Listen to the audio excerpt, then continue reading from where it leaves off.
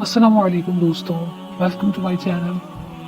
बहुत ही खूबसूरत बात, नसीब और मुकद्दर सब्र से मिलते हैं। आप आसमान तो नहीं बन सकते, लेकिन किसी के लिए आस और मान तो बन सकते हैं ना।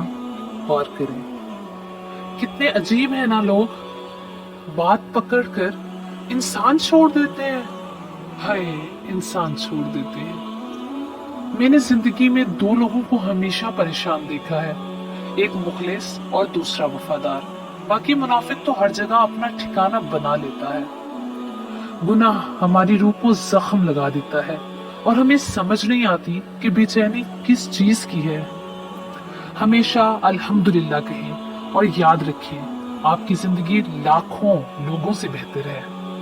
अल्हम्दुलिल्लाह। याद रखें, मजबूत इंसान वो नहीं होता जो रोता नहीं, बल्कि मजबूत इंसान वो होता है जिसकी आंखों से आंसू निकले और वो इन आंसुओं को पोंछकर एक बार फिर दुनिया का मुकाबला करने को तैयार हो जाए। सच्चा इंसान थोड़ा जज्बाती जरूर होता है, लेकिन मुनाफिक बिल्कुल भी नहीं होता। अपनी जिंदगी में रंग भरने का इख्तियार कभी किसी और को ना दे। हो सकता है उसके पास स्याह रंग के सिवा कोई और रंग ही ना हो, और उस दिन सब मोहब्बतें झूठी लगेंगी जब सुनोगे या रब्बी उम्मती, या रब्बी उम्मती। एक बार दुरूद पाक पढ़ लें। बच्चा बड़ा होकर समझ जाता है कि अब्बा जान की पाबंदियां ठीक थी, और बंदा मरने के बाद समझ जाएगा कि उसके रब की पाबंदियां ठीक थी। जबरदस्ती की नजदीकियों से सुकून की दूरियां बेहतर हैं। ये एहसास भी बड़ा सुकून देता है कि कोई जाने या ना जाने, अल्लाह तो जानता है। अपने आप को खुद इज्जत दें। जब आप खुद को इज्जत देना छोड़ देते हैं तो लोग भी आपको पूरा तमाशा बनाकर उस तमाशे पर तालियां बजाते हैं। तुम पानी जैसे बनो जो अपना रास्ता खुद बनाता है, पत्थर जैसे ना बनो जो दूसरों का रास्ता भी रोक लेता है।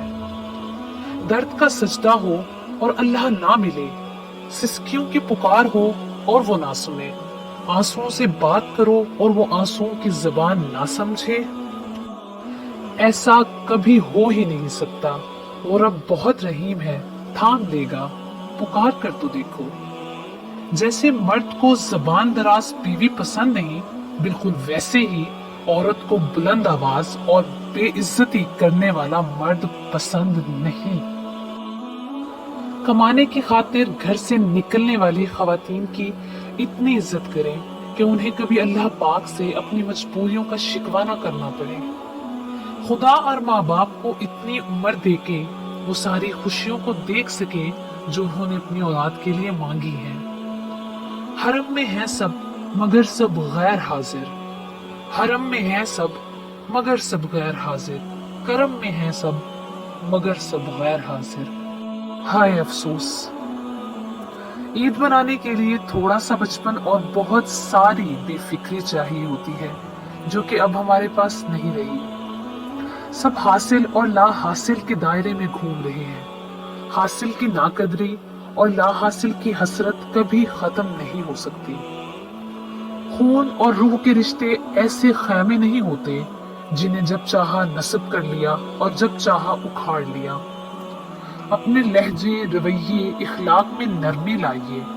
लोहा नरम होकर औजार बनता है, सोना नरम होकर जेवर बनता है, मिट्टी नरम होकर खेत बनती है, आटा नरम होकर रोटी बनता है, और आदमी का दिल नरम हो तो वो इंसान अशरफुल मखलूकात बनता है।